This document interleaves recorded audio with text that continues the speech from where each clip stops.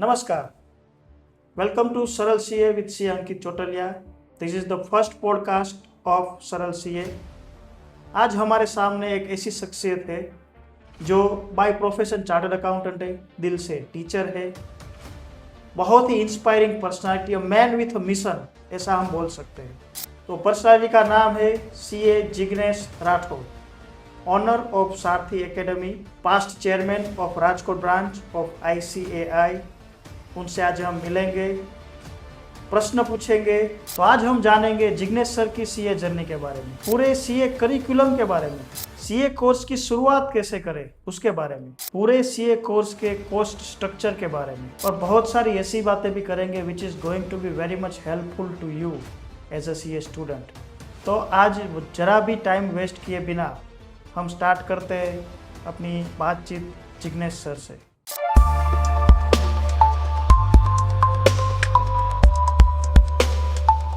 So welcome Jignesh भाई to Saral CA with C Ankit Chotaliya. Thank you Ankit भाई। वैसे तो हम एक दूसरे को काफ़ी टाइम से जानते हैं, शायद 20 साल से भी ज़्यादा हो गए। यस। बट आज मेरे दिमाग में एक थॉट आई कि आपसे एक प्रोफेशनली बात की जाए। आप अपने जो टीचिंग का फील्ड है उसमें 20 साल से ज़्यादा हो गए आपको, और काफ़ी सारे बच्चों को आपने शिक्षा दे चुके। आज बच्चों के दिमाग में काफ़ी सारे क्वेश्चन होते हैं एज अ करियर कि कौन सा करियर लेना चाहिए। मैं भी चार्टर्ड अकाउंटेंट हूँ, तो मैं चार्टर्ड अकाउंटेंट के करियर को क्यों चुना वो मुझे मालूम है। But being a teacher, sir आप बताइए कि CA बनना क्यों ज़रूरी है और आपने CA क्यों चुना। फर्स्ट ऑफ ऑल आपका जो बेसिक क्वेश्चन है उसमें आपने कई सारे क्वेश्चन एक साथ ले लिए, लेकिन मैं अपनी जर्नी की बात करूँ तो आफ्टर 12th स्टैंडर्ड का जब रिजल्ट आया तो मुझे पता नहीं था चार्टर्ड अकाउंटेंट कोर्स क्या होता है। मैं मेरे फ्रेंड के घर उसके दादा को रिजल्ट बताया तो उसने मेरा 12th का मार्क्स हाथ में लेकर बोला तू CA कर।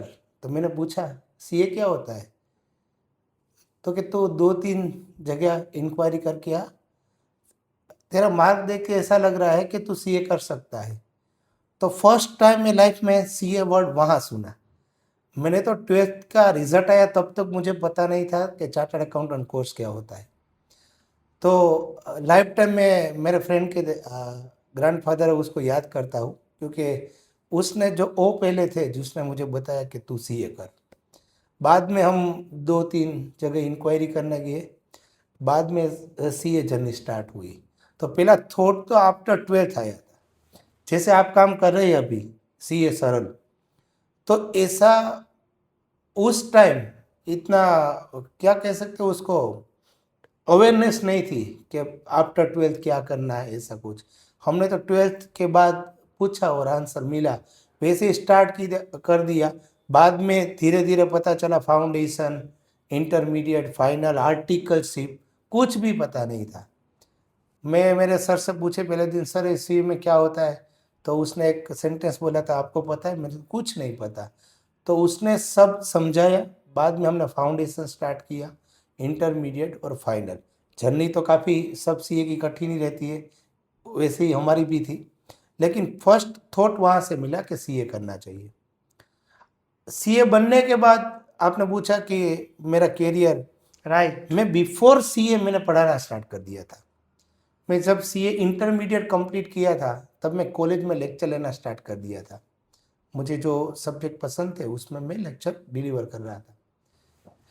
आफ्टर बिकमिंग ए CA मैंने CA प्रोफेशन में भी पढ़ाना स्टार्ट किया। अर्ली मेरी जर्नी स्टार्ट हुई कॉलेज में से।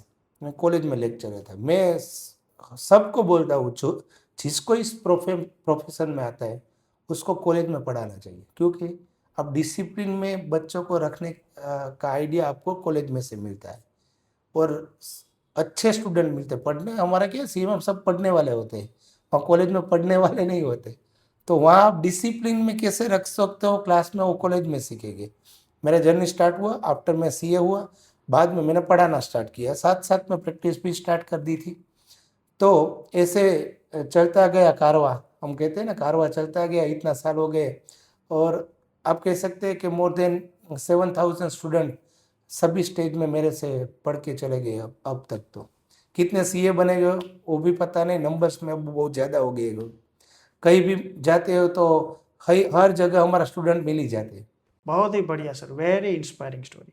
सर ये बात सुन के ना मुझे एक जानने की तीव्र इच्छा हो रही है कि सर आपके फैमिली बैकग्राउंड के बारे में थोड़ा सा आप मुझे बताइए, तो बच्चे भी जानेंगे, थोड़ा इंस्पायर होंगे कि भाई how a CA degree can help a person, कि आप की लाइफ में कैसे चेंज आ सकता है।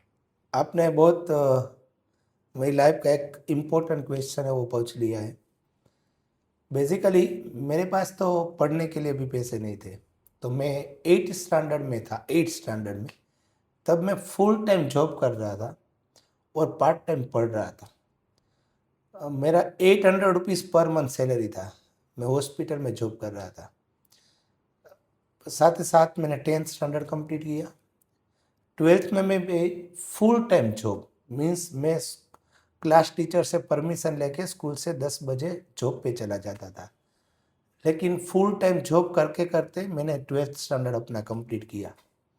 और हमारा ग्रुप था फ्रेंड का, उसमें हाईएस्ट परसेंटेज मेरे थे।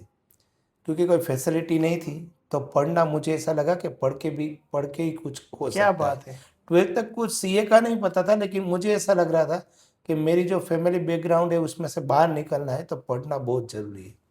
और दूसरा, फैमिली बैकग्राउंड ऐसा था कि कोई हेल्प नहीं मिल सकती थी और उसमें कोई दिक्कत भी नहीं थी, क्योंकि हम क्या कहते हैं, फाइट करके ही आगे बढ़ सकते। मेरा फादर बेसिकली जब मैं बहुत छोटा था तब वो एक कापड़ मिल में, एनटीसी कापड़ मिल थे, उसमें जॉब कर रहे थे। तो उसका गवर्नमेंट का फुल टाइम होने वाला था, उसके 1 महीने पहले मिल बंद हो गई। तो उस एज में मैंने पापा को देखा था कि वो बिना काम काम का क्या होता है प्रेशर। तो बाद में उसने ऑटो रिक्शा चलाना स्टार्ट किया। तो हमारा जो घर का खर्चा होता है उसमें ऑटो रिक्शा में से तो वही होता था। तो पढ़ने का जो एक्सपेंस होता है उसका तो मैं सोच भी नहीं सकता। तो I am thankful to all my friends, क्योंकि मेरे फ्रेंड था उसकी फाइनेंशियल पोजीशन अच्छी थी। तो मेरे फ्रेंड के पापा ने बोला कि तुम पढ़ो, हम तुम्हें हेल्प करेंगे। उसका मैं मोनिटाइज नहीं कर सकता, उसका वैल्यू अभी हम नहीं कर सकते, लेकिन उस समय में उस सब ने मुझे बहुत हेल्प की पढ़ने में, कि तुम पढ़ो बाकी सब हम देख लेंगे। तो आपने पूछा तो मैंने बताया, जनरली मैं डिस्कस कभी स्टूडेंट के सामने भी नहीं करता मेरा बैकग्राउंड, क्योंकि मैं ऐसा सोच रहा हूँ मैंने जो किया वो कर लिया। इंस्पायर हो सकते हैं बच्चे, वो बात सही है, लेकिन सभी की परिस्थितियाँ अलग अलग होती है। और दूसरा मैं क्या मानता हूँ उसमें, तो कि मैं स्टूडेंट को खास कहना चाहता हूँ इसमें कि आपके पेरेंट्स आपको सब जो चाहिए वो दे रहे हैं। तो thankful to God and parents कि आपको जो चाहिए वो मिल रहा है, तो आपको सिर्फ पढ़ना ही है। मेरे पास तो वो भी फैसिलिटी नहीं थी, था भी नहीं, तो पढ़ना, मुझे ऐसा लगा पढ़ के ही बाहर निकल सकता हूँ। तो मैं सीए हो गया। बाद में मैं फील कर रहा हूँ कि मैं सीए होने के बाद मेरी लाइफ कंप्लीटली चेंज हो गई। समाज में सबका दिखने का नज़रिया भी चेंज हो गया। एक आप बोल सकते कि स्टार्टिंग में ऐसी इनकम नहीं होती प्रैक्टिस में, लेकिन धीरे धीरे धीरे हमें, हमारा फैमिली को जो लोअर मिडिल क्लास बोलते हैं उसमें से अपर मिडिल क्लास में ले जा सके। तो मैं तो हमेशा यही सोच रहा हूँ, हमको जो नहीं मिला हम हमारे बच्चों को दे सके। वही करके सोचा था कि सीए करें। और सीए एक बार एक रिजल्ट आता है ना पॉजिटिव, बाद में हमको ऐसा लगता है कि हमें कंप्लीट करना ही है। तो बच्चों को मैं ये बोलना चाहूँगा खास कि आपको जो फैसिलिटी मिलती है उसका मैक्सिमम यूटिलाइज कीजिए और मैक्सिमम जो अच्छा रिजल्ट आए। और पेरेंट्स को क्या, मैं हमेशा क्लास में बोलता हूँ एक बात, कि आपका रिजल्ट जब पॉजिटिव आएंगे तो सबसे खुश ज़्यादा आप होंगे, दूसरे नंबर में आपके पेरेंट्स होंगे और तीसरे नंबर में आपके टीचर होंगे। लेकिन जब नेगेटिव रिजल्ट आएगा तो सबसे दुखी आपके पेरेंट्स होंगे, लेकिन वो बताएंगे नहीं। वो क्या कहेंगे, बेटा कोई बात नहीं अगली बार हो जाएगा। दूसरे नंबर में आपके टीचर होंगे, क्यों कि वो सोच रहे थे ये बच्चा तो होना ही था, चाहिए था, और नहीं होता तो टीचर को लगता, लेकिन टीचर भी नहीं बोलते कोई बात नहीं अगली बार ट्राई कर, हो जाएगा। और तीसरे आप होंगे, लेकिन हम ऐसा देख रहे हैं कि सबसे ज़्यादा दुख बच्चों को हो रहा है, बट पेरेंट्स छुपाते हैं। वो पेरेंट्स को दुख होता है लेकिन वो छुपाते हैं, हमें सपोर्ट करते हैं, क्योंकि सीए में रिजल्ट में ऐसा होता ही है जब पूरी प्रिपरेशन नहीं होती है। तो बच्चों को हमेशा क्लास में ही बोलता हूँ कि 3 बातें याद रखना। आपके पेरेंट्स आपके लिए बहुत काम कर रहे हैं, आपको सब दे रहे हैं, तो आपको एक ही काम देना, उसको खुशी देनी है। वो खुशी कैसे दे सकते हैं? पास होके, और कुछ नहीं। Sir, really an inspiring story. Actually, I feel goosebump like moment right now. Sir, ये अभी पूछना चाहूँगा कि अगर किसी को सीए करना है बच्चे को, तो क्या-क्या चीज़ें ध्यान में रखनी चाहिए? और अपना जो कोर्स है सीए का, क्या लेवल है, कौन से सब्जेक्ट आते हैं, कितना खर्चा लगता है, पासिंग परसेंटेज क्या है, सबसे इम्पोर्टेंट चीज़ बच्चे में क्या होनी चाहिए? सर, इसके बारे में थोड़ा-सा आप प्रकाश डालेंगे तो बच्चों को ज़्यादा पता चलेगा, पेरेंट्स को भी थोड़ा-सा जानने को मिलेगा सर। तो आपने एक बेसिक पूरी सीए की जर्नी क्या होती है, उसका सिलेबस और परसेंटेज पासिंग सब पूछा है, तो मैं बेसिक से स्टार्ट करना चाहूँगा। अब 10+2 ऐसा इंस्टीट्यूट लिखता है, लेकिन उसका मतलब क्या है कि आफ्टर 12th एग्जाम आप क्लियर करते हैं, बाद में सीए फाउंडेशन जो फर्स्ट स्टेज है, जिसको मैं एंट्री स्टेज भी बोलता हूँ। और यू कैन से कि कोई क्या मेडिकल में क्या होता है, एंट्रेंस टेस्ट में फाउंडेशन ऐसा है, एंट्रेंस टेस्ट सीए फाउंडेशन। उसमें क्या है, सिर्फ 4 पेपर है। और फर्स्ट 2 पेपर है डिस्क्रिप्टिव स्टडी। डिस्क्रिप्टिव मीन्स क्या, उसमें 100% आपको लिखना है। पेपर नंबर 1 है अकाउंटिंग, पेपर नंबर 2 है लॉ, बिजनेस लॉ। तो उसमें क्या आता है, अकाउंटिंग में तो 11th standard plus 12th standard, CBSE board और कोई भी स्टेट बोर्ड होता है ना, उसका सिलेबस ऑलमोस्ट 70% कवर करता है, लेकिन लेवल थोड़ा अप होता है। वो अकाउंटिंग 100 मार्क्स का होता है, 100 मार्क्स का बिजनेस लॉ होता है। पेपर नंबर 3 एंड 4 है, वो एमसीक्यू बेस्ड टेस्ट है, मीन्स 100 मार्क्स 100 एमसीक्यू। और उसमें नेगेटिव मार्किंग 0.25 होता है, जो अटेम्प्ट करो और नेगेटिव हो तो, अटेम्प्ट नहीं करो तो नेगेटिव मार्किंग नहीं होता है। तो 400 मार्क की बेसिकली एग्जाम होती है। उसमें से पासिंग स्टैंडर्ड हमारा क्या है कि वो स्टेटिस्टिक में चैप्टर आता है प्रोबेबिलिटी, उसके जैसा है। दोनों इवेंट साथ में बननी चाहिए।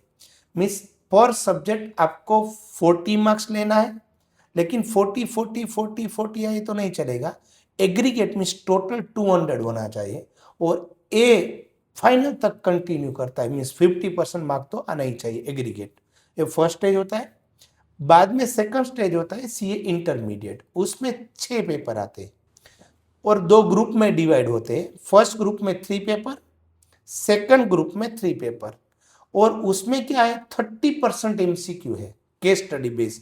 और वो क्लियर कहना चाहता हूँ, यहाँ नेगेटिव मार्किंग नहीं है एमसीक्यू में। Means 30 marks MCQ, 70 marks descriptive. 70 marks का जो पेपर होता है वो, उसमें भी एक क्वेश्चन ऑप्शन में रहता है। सेम फर्स्ट पेपर होता है अकाउंटिंग, उसका नाम है एडवांस अकाउंटिंग। सेकंड पेपर होता है और लॉ, उसमें कॉर्पोरेट लॉ और एलाइड लॉस ऐसा बोला है। और तीसरा पेपर होता है टैक्सेशन। टैक्सेशन में क्या आता है, डायरेक्ट टैक्स और इनडायरेक्ट टैक्स। इनडायरेक्ट टैक्स में बेसिकली इंटरमीडिएट में जीएसटी आता है और बेसिक लेवल का ही आता है।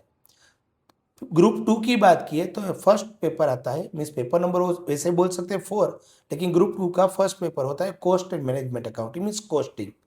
पेपर नंबर 5 होता है वो सीए का मेन प्रोफेशन का मेन सब्जेक्ट बोल सकते हो, ऑडिटिंग एंड एश्योरेंस। और लास्ट है उसमें फाइनेंशियल मैनेजमेंट और स्ट्रेटेजिक मैनेजमेंट। ऐसे 6 पेपर कवर होते हैं।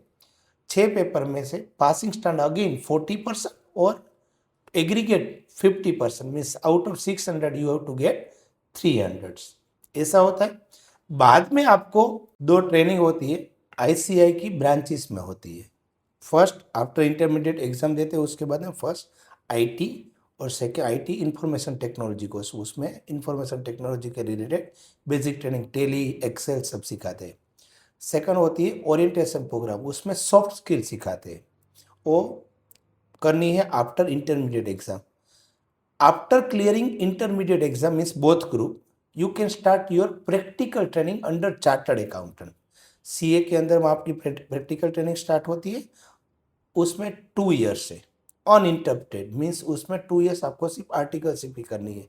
Once you completed your articleship then again 2 training आती है, उसको एडवांस आईटीटी और एमसीएस बोलती है, अगेन आईसीए की ब्रांचेस में करनी होती है। After 6 months of completion of your articleship you can appear for last stage means ये फाइनल एग्जामिनेशन। फाइनल में सेम टू सेम जो इंटर में 6 पेपर आते हैं, फाइनल में भी 6 पेपर आते हैं, 2 ग्रुप में 3-3 subject, same applicability, 40% marks each paper and aggregate 50%। वो क्लियर करें, बाद में आप चार्टर्ड अकाउंटेंट बन जाते हैं और इंस्टीट्यूट में आप मेंबरशिप के लिए अप्लाई कर सकते हैं। तो सर इस सीए में ऐसा है कि आपको 2 तरीके से पास होना पड़ता है। एक तो आपको सब्जेक्ट वाइज पास होना पड़ता है, 40 मार्क हर एक सब्जेक्ट में लाने हैं और हर एक ग्रुप का टोटल मिनिमम 50% होना चाहिए। बहुत ही बढ़िया सर।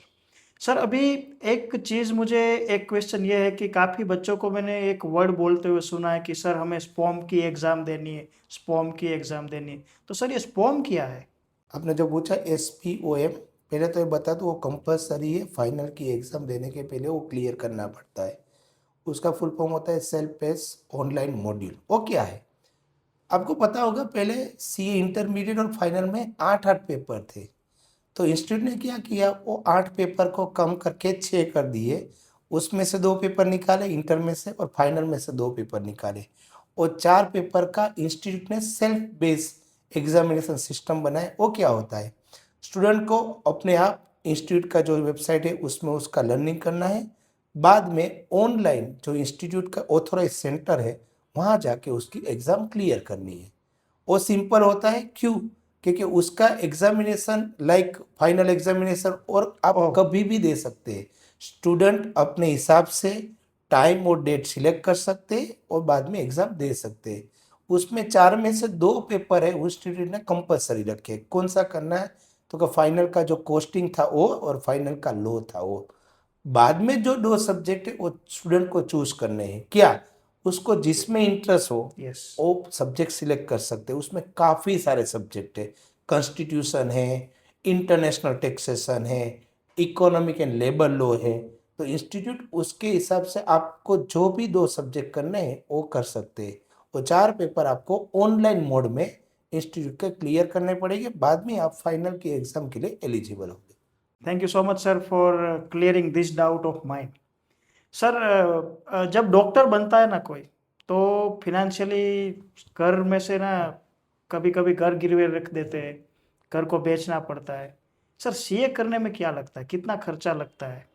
तो आपने जो क्वेश्चन की जो पूछा ना, जो कॉस्ट, अब डॉक्टर का आपने एग्जाम्पल लिया, बाकी सब कोर्स आप जो भी करना चाहिए ना उसमें हाईएस्ट कॉस्ट इनकर होती है। आपने बोला कि घर भी खाली हो जाता है, लेकिन सीए ऐसा प्रोफेशन है जो हाईएस्ट रेप्यूटेशन देता है लेकिन कम से कम कॉस्ट लगती है। आप प्राइवेट यूनिवर्सिटी में बीकॉम करें ना उसके भी कम कॉस्ट इसकी होती है। कैसे, सीए का रजिस्ट्रेशन करना पड़ता है, फर्स्ट है सीए फाउंडेशन, उसका 9,000 कॉस्टिंग है, सीए इंटरमीडिएट उसका कॉस्टिंग 18,000 है, और सीए फाइनल का रजिस्ट्रेशन फी 27,000 है। उसमें इंस्टीट्यूट आपको स्टडी मटेरियल सब वगैरह प्रोवाइड करते हैं।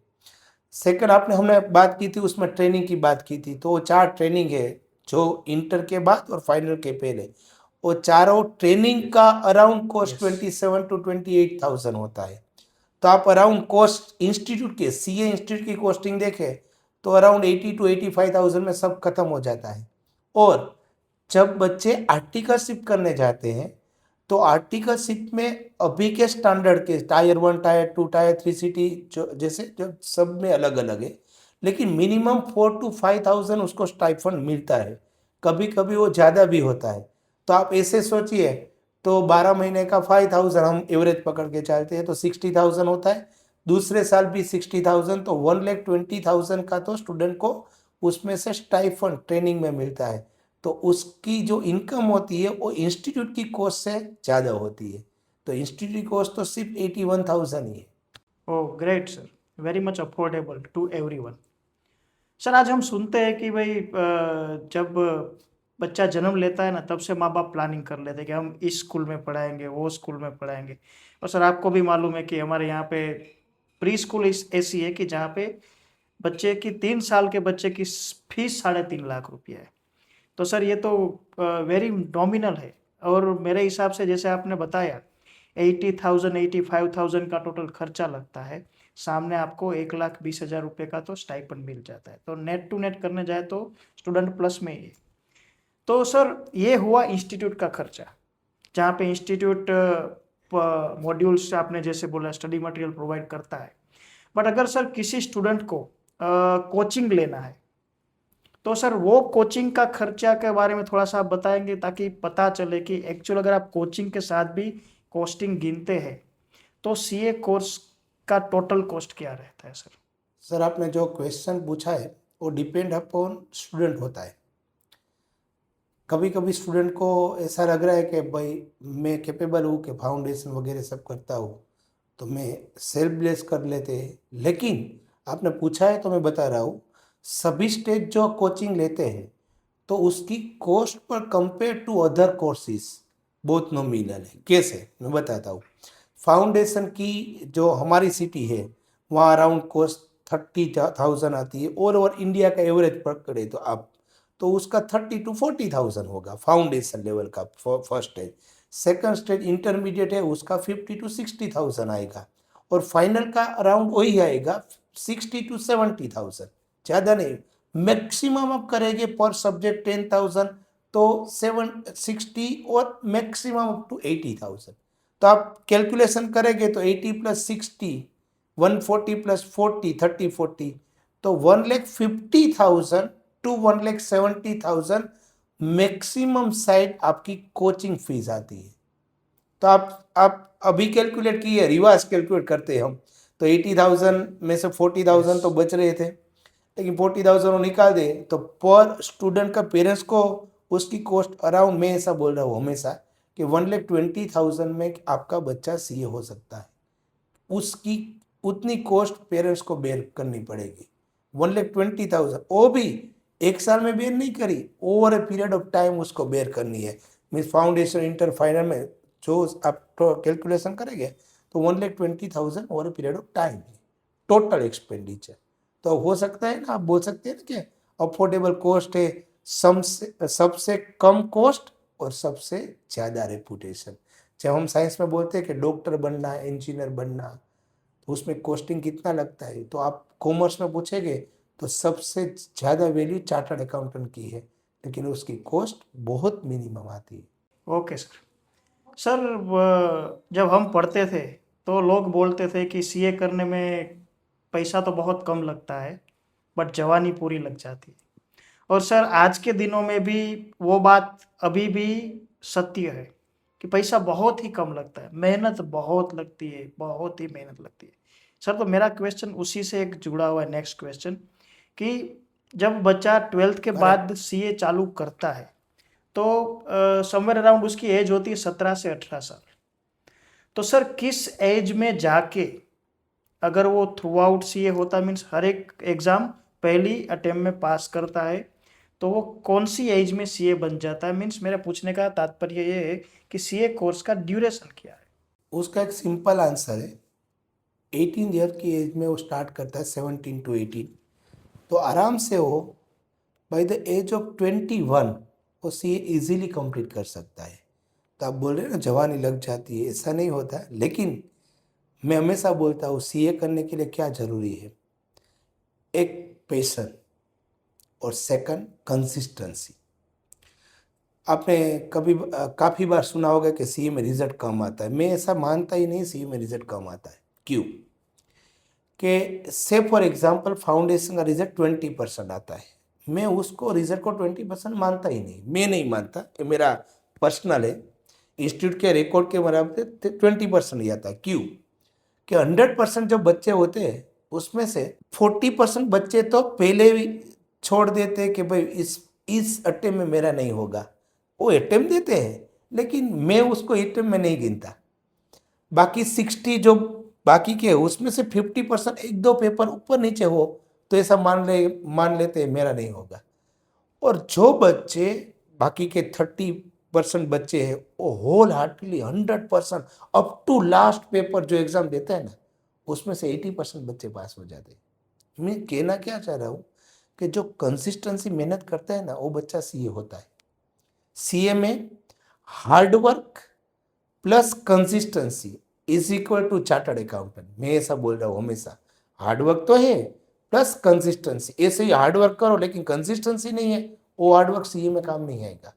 तो consistency plus hard work is equal to chartered accountant, ऐसा हम कह सकते हैं। बराबर है सर। सर तो जो आपने 4 साल का ये कोर्स बोला है कि 17 साल में अगर कोई चालू करता है तो 21 साल में वो सीए बन जाएगा, 18 में चालू करता है तो 22 में बन जाएगा। सर थोड़ा सा आप उसको डीप में बताएंगे कि कौन से लेवल में इसका 4 साल का ब्रेकअप बता सकते हैं कि भाई कैसे रहता है 4 साल। तो आपने जो क्वेश्चन पूछा उसका सिंपल आंसर है, after 12th CA foundation can be appear 4 month after completion of 12th standard. Means जो बच्चा मार्च में 12th कंप्लीट करता है वो सितंबर सेम ईयर सितंबर में सीए फाउंडेशन की एग्जाम के लिए एलिजिबल होता है अपीयर करने के लिए।